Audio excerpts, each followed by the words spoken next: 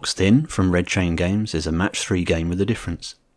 This time, rather than being an outside observer, you're in the room, even more so in the VR mode, faced with a wall of different coloured blocks quite literally closing in on you. If you're familiar with 3D Tetris games like Weltris, then imagine that crossed with something like Puzzle Bobble and you'll be on the right track. For full disclosure, I was provided with a key for this game from the developer, but all opinions are my own. The game supports both flat screen and VR modes, but for this review I'm concentrating mainly on the VR mode. The flat screen mode is serviceable but relies on DualShock controls, and personally I much prefer the extra degree of control offered by the Move or Aim controllers in VR. Not to mention that the fear of being crushed by oncoming boxes is much more impactful in the VR headset. The two core gameplay modes are Survival, an increasingly stressful race against a moving wall of blocks, or the more relaxed Solitaire mode, which does away with the moving blocks and instead gives you static blocks that you can take your time over cleaning up. Solitaire mode can be quite relaxing and zen, but for me Survival mode is where it's at. With both modes, the basic premise is that you use your gun to either shoot blocks, which will change their colour to whichever colour is currently indicated by your gun's laser beam, or create a new block in that colour and attach it to the side of an existing block.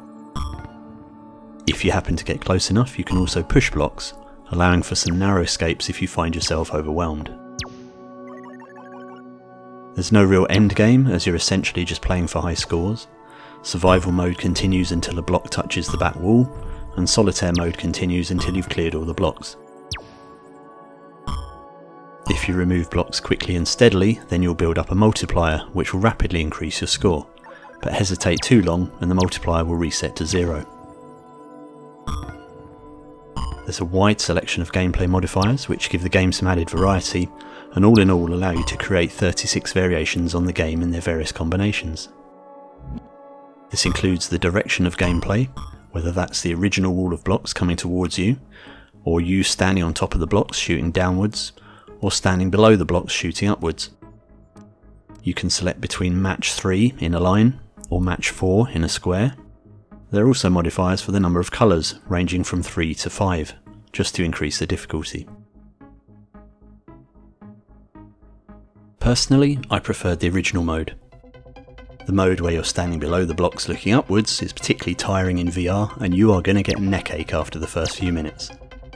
It also relies on you having good camera placement so that you don't lose tracking, and to be honest, it doesn't add much to the basic formula.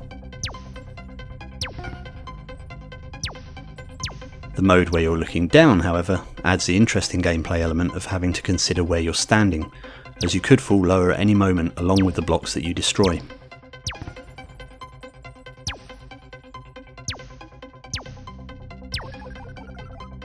The difficulty level in the survival mode is well balanced, with things starting off fairly easy but gradually ramping up until you slip up and find yourself frantically trying to stay in the game.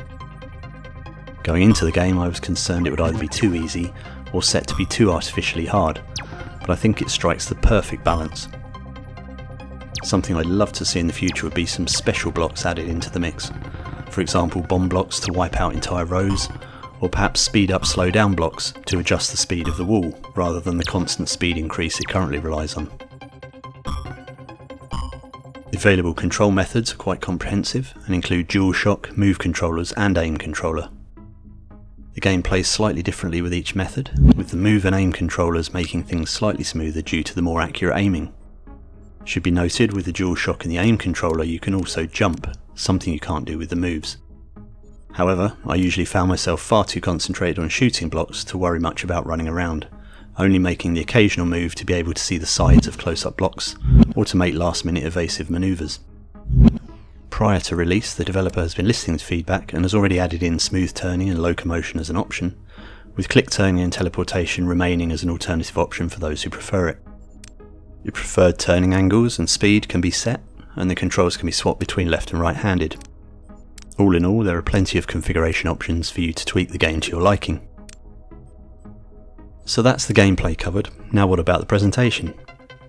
Okay, let's get it out the way. Boxed In is not much of a looker, particularly in static screenshots.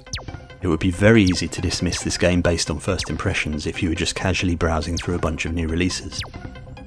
In the flesh, however, although the graphics are still more function over form, They are enhanced with particle effects and reflections which give it a little more pizzazz. Now Beat Saber already showed us that it is possible to make cubes look sexy, but boxedin's graphics settle for doing the job without being too distracting. Having said that, I'd quite like to see an option to choose between some alternative block colours, as that could offer something a bit easier on the eyes and could also help improve accessibility for people with colour blindness.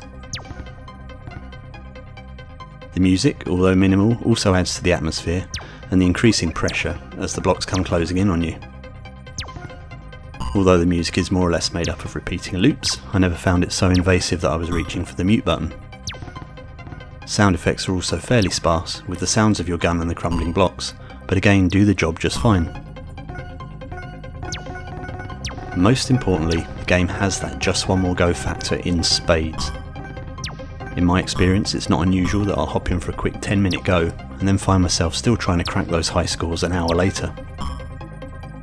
We all know that time passes quicker in VR, but this game really encourages you to hit that retry button at the end of each round.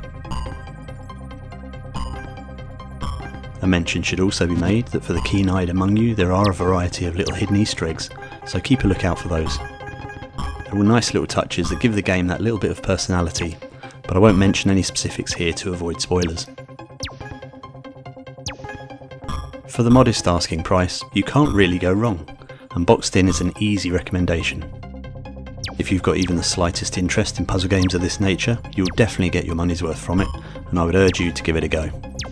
With the global leaderboards for each of the different combinations of gameplay, you can be chasing high scores for a long time to come.